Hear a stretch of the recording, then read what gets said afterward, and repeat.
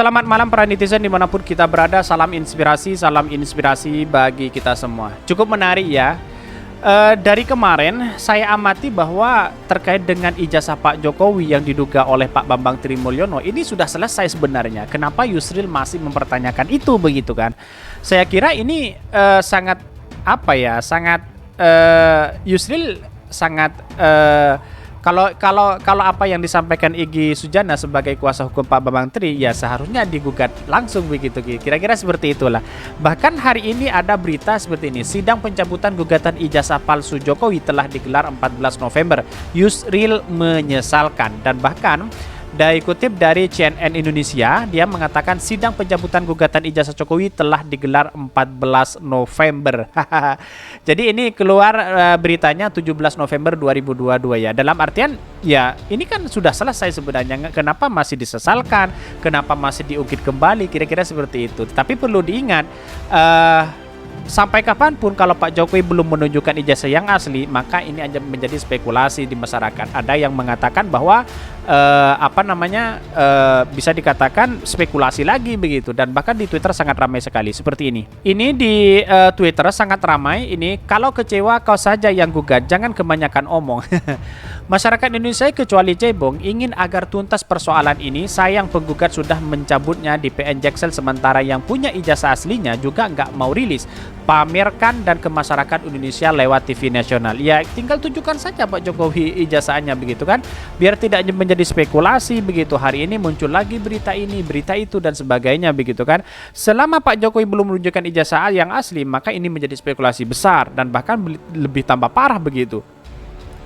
Mungkin dia trauma, pelawak Komar saja dipenjara karena ijazah palsunya.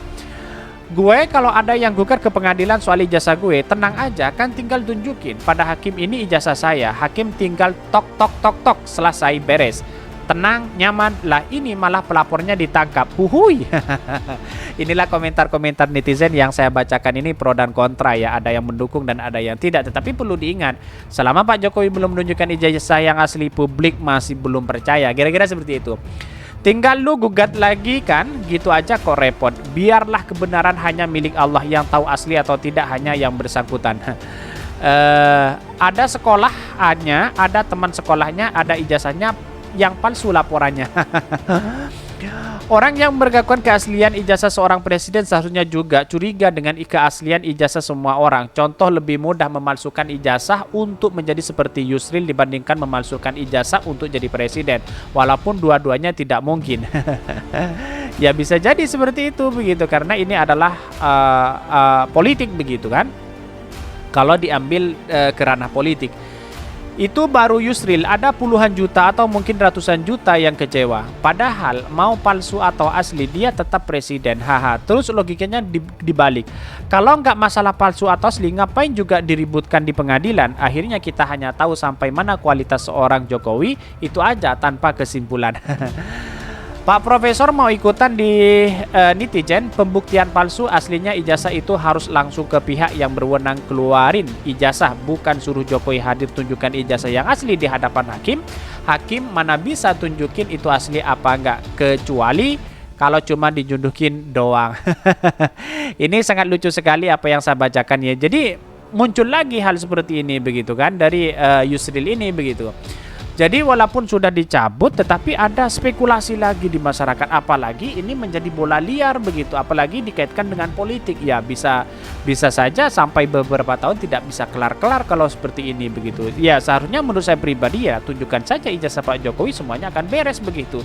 Tinggal publik bisa percaya. Tetapi walaupun ada teman-temannya Pak Jokowi sudah hadir memberikan klarifikasi, tapi publik belum 100% percaya. Kira-kira seperti itu. Ini profesor dan ketua umum sebuah partai tapi percaya gosip, kecuali Yusril bisa membawa bukti kalau ijazah presiden palsu. Seharusnya gue yang harus disiplin diri supaya nggak banyak baca pendapat sampah. Apa sih susahnya tunjukin ijazah, buktikan aja di pengadilan bahwa memang punya ijazah, kok malah ditangkap. Akhirnya sekarang yang ragu tetap ragu, yang bela tetap bela. Ya betul apa yang disampaikan ini. Jadi tunjukkan aja biar tidak menjadi spekulasi. Kira-kira seperti itu. Ini menarik sekali ya, sampai kapanpun tidak bisa tidak selesai. Karena netizen itu ya sangat luar biasa sekali dan publik bisa menilai seperti apa. Kira-kira seperti itu. Tetapi melihat beritanya seperti ini. Ini sidang pencabutan gugatan ijazah palsu Jokowi telah digelar 14 November. Yusril menyesalkan. Ini dari CNN, sidang pencabutan gugatan ijazah Jokowi telah digelar 14 November. Dikutip dari CNN Indonesia, Majelis Hakim Pengadilan Negeri PN Jakarta Pusat telah menggelar sidang penetapan pencabutan gugatan ijazah palsu Presiden Jokowi RI. Dilansir dari laman Sistem Informasi Penurusan Perkara SIPPPN Jakarta Pusat, sidang tersebut diselenggarakan pada Senin 14 November 2022. Ini merupakan penjadwalan ulang setelah sebelumnya pada hari Senin 31 Oktober sedang penetapan pencabutan gugatan batal terlaksana lantaran Ketua Majelis Hakim yang memegang perkara tersebut sedang mengikuti pendidikan dan latihan. Senin 14 November 2022, agenda untuk penetapan pencabutan dikutip dari SIPPPN Jakarta Pusat. Gugatan ijazah palsu Pak Jokowi ini dilayangkan oleh Pak Bambang Trimulyono, penulis buku Jokowi Undercover. Dia mengajukan gugatan ke PN Jakarta Pusat pada hari Senin. Pihak tergugat yaitu Presiden Jokowi tergugat 1. Komisi Pemilihan Umum yakni KPU, MPR, dan Kementerian Pendidikan dan Kebudayaan, Riset dan Teknologi. Dalam petitumnya, Bambang ingin PN Jakarta Pusat menyatakan Jokowi telah melakukan perbuatan melawan hukum berupa perbuatan keterangan yang tidak benar dan memberikan dokumen palsu berupa ijazah, bukti kelulusan sekolah dasar SD, SMP, dan sekolah menengah. Dan bahkan PN Jakarta Pusat meminta menyatakan Jokowi telah melakukan PMH berupa penyerahan dokumen ijazah yang berisi keterangan yang tidak benar atau memberikan dokumen palsu sebagai kelengkapan para pencalonan untuk memenuhi ketentuan pasal 9 ayat 1. Namun seiringnya waktu berjalan, Bambang melalui pengacaranya mencabut gugatan tersebut. Pengacara Bambang mengaku akan kesulitan membawa bukti-bukti ke persidangan karena kliennya sedang ditahan Bareskrim Polri atas kasus dugaan ujaran kebencian dan penodaan agama serta sulit ditemui. Bambang klaim pengacara memegang data dan mempunyai akses terhadap saksi-saksi yang menguatkan gugatan ijazah palsu. Pencabutan ini disayangkan sejumlah pihak, salah satu diantaranya pakar hukum tata negara Yusril Ihsa Mahendra. Yusril memandang dengan tidak adanya putusan pengadilan atas kasus tersebut, gunjingan politik akan terjadi tanpa henti. Padahal, putusan hukum yang ingkrah Van Gewitz dan menyatakan ijazah Jokowi asli atau palsu sangat penting. Bukan saja untuk mengakhiri kontroversi politik mengenai soal itu, tetapi juga sangat penting untuk kepastian hukum agar kasus kontroversial ini berakhir dengan jelas, kata Yusril.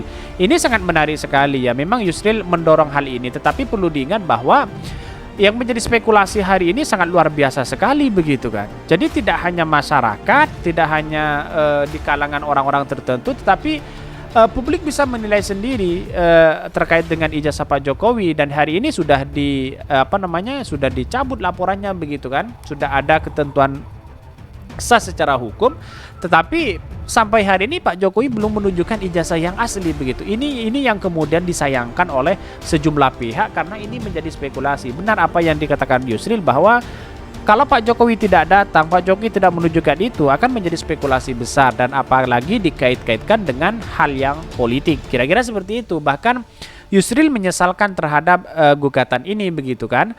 Ini juga dari apa yang disampaikan Yusril ini bahwa di satu sisi dia memandang bahwa suatu saat nanti ketika Pak Jokowi tidak lagi menjadi presiden, apakah ada tuntutan-tuntutan lagi kalau tidak dikelirkan hari ini? Kira-kira seperti itu. Pasti ada. Karena apa? Karena pada hakikatnya ya inilah publik bisa menilai sendiri. Tetapi perlu diingat Pak Bambang Trimulyono itu juga mengatakan bahwa dia menggugat, dia mengkritik, dia menuduh hal seperti itu karena seorang presiden yang digugat itu adalah atas nama presiden, bukan Jokowinya begitu kan. Jadi artinya karena Pak Jokowi menjadi presiden, ya itulah digugat begitu. Kalau dia tidak menjadi presiden, mungkin ya ngapain harus digugat. Kira-kira seperti itulah apa yang dikatakan Pak Bambang Trimulyono itu begitu.